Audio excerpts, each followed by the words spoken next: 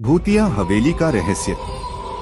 एक छोटे से गांव के किनारे एक पुरानी और खंडहर हो चुकी हवेली खड़ी थी।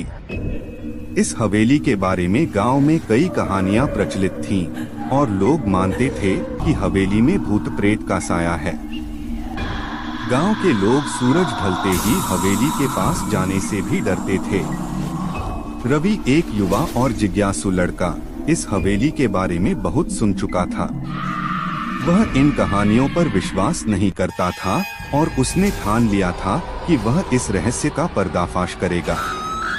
उसने अपने दोस्तों मोहन और विजय को भी अपने साथ चलने के लिए मना लिया।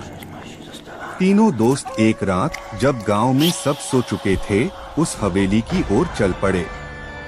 हवेली के पास पहुंचते ही उन्होंने महसूस किया कि हवेली के चारों ओर एक अजीब सी ठंडक थी। हवेली की दीवारें टूटी हुई और दरवाजे जंग लगे थे। अंदर से हवा के झोंके के साथ दरवाजे की चरमराने की आवाज आ रही थी। रवि ने अपने दोस्तों की हिम्मत बंधाई और कहा, चलो अंदर चलकर देखते हैं। अगर ये सब अफवाह है तो हमें पता चल जाएगा। तीनों ने हिम्मत जुटाकर दरवाजा खोला और अंदर दाखिल हुए।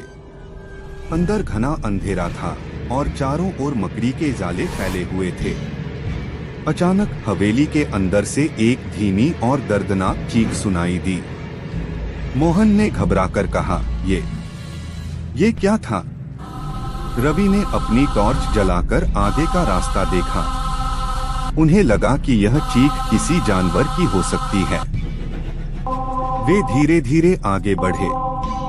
हवेली के बड़े हॉल में पहुंचते ही उन्होंने देखा कि वहां दीवारों पर खून के धब्बे थे और फर्श पर बिखरी हड्डियां पड़ी थीं। यह दृश्य देखकर विजय का दिल बैठ गया, लेकिन रवि ने उसे शांत रहने को कहा। वे तीनों हिम्मत जुटाकर आगे बढ़ते रहे।